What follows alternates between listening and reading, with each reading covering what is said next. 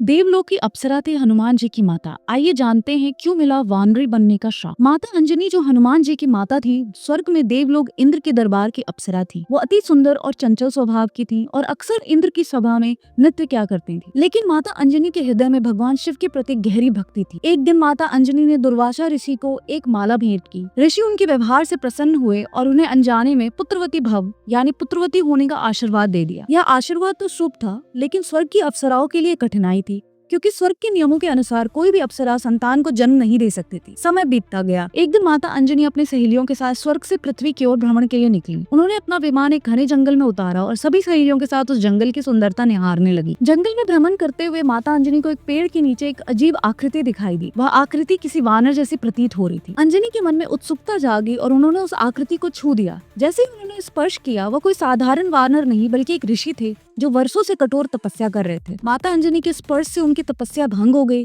क्रोध में आकर ऋषि ने बोला, हे अप्सरा, तूने मेरे वर्षों की तपस्या भंग की है।